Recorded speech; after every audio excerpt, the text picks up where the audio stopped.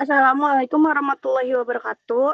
Kami dari kelompok 1 ingin mempresentasikan mata kuliah data raya dan pemrograman tentang literasi digital di era informasi digital. Pertama-tama saya akan memperkenalkan kelompok saya terlebih dahulu.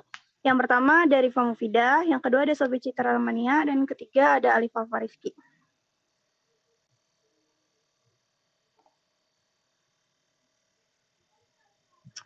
Literasi digital. Literasi digital adalah pengetahuan dan kecakapan untuk menggunakan media digital, alat-alat komunikasi, atau jaringan. Pentingnya literasi digital.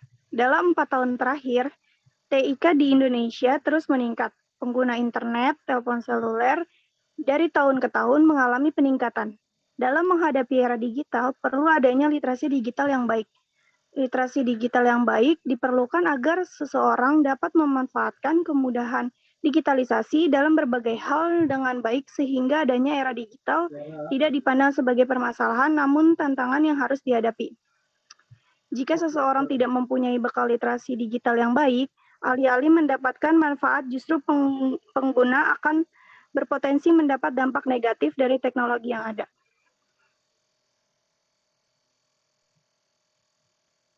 Selanjutnya itu ada dampak literasi digital.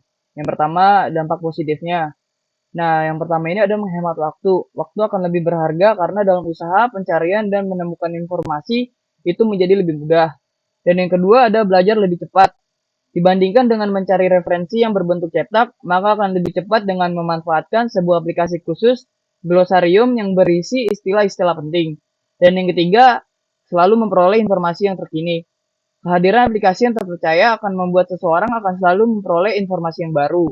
Dan yang keempat, yang terakhir ini, membuat keputusan yang lebih baik. Literasi digital membuat individu dapat membuat keputusan yang lebih baik karena ia memungkinkan mampu untuk mencari informasi, mempelajari, dan menganalisis, dan membandingkannya kapan saja.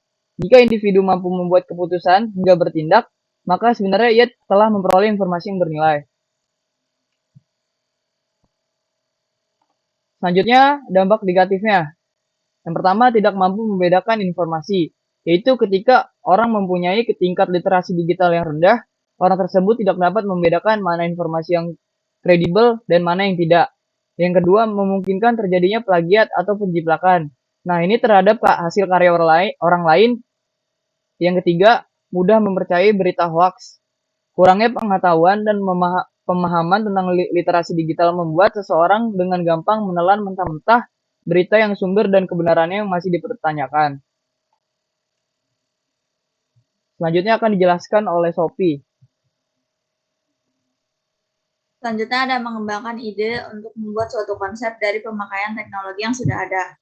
Teknologi adalah konsep yang sangat luas dan digunakan untuk menunjuk kepada beberapa cabang ilmu pengetahuan dan penelitian. Istilah teknologi berasal dari kata Yunani yaitu tekne, yang berarti kerajinan, dan logia yang berarti studi tentang sesuatu. Beberapa contoh teknologi adalah teknologi informasi, teknologi medis, bioteknologi, dan lain-lain. Sebagai cabang teknologi jangka panjang dalam berbagai bidang ilmu pengetahuan dan penelitian, begitu juga manfaatnya. Yang pertama, mengembangkan ide dari pemakaian teknologi yang sudah ada. Nah, satu, teknologi untuk membantu mengelola prioritas. Kita harus bisa membuat daftar prioritas yang harus dilakukan, termasuk dalam kaitannya dengan pendidikan, pekerjaan, hobi, dan keluarga. Manfaat Google Calendar yang bisa membantu kita untuk mempersiapkan jadwal dan mengatur waktu. Tidak hanya itu saja, kita juga dapat menggunakan aplikasi instan yang dapat membantu Anda melacak kemana saja telah menghabiskan sebagian besar waktu, termasuk pola tidur dan lainnya.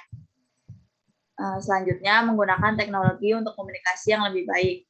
Komunikasi adalah salah satu aspek yang penting dalam kehidupan dan teknologi telah membantu banyak orang berkomunikasi. Salah satu caranya dengan mengaktifkan pemberitahuan untuk email yang mendesak dan penting.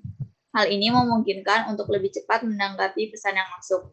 Tidak hanya itu, kita juga harus mencegah aplikasi yang tidak bermanfaat mengirim pemberitahuan. Next.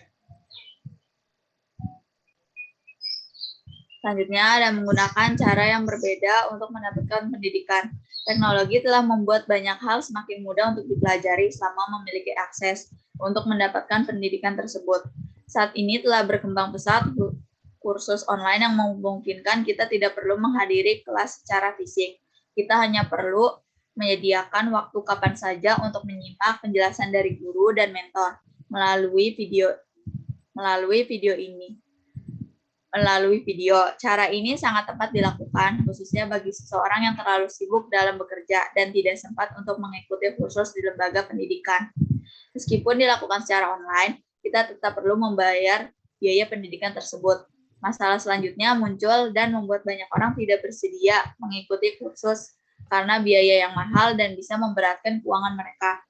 Padahal saat ini terdapat banyak bantuan dana yang bisa dimanfaatkan untuk mengikuti kursus atau pendidikan apapun.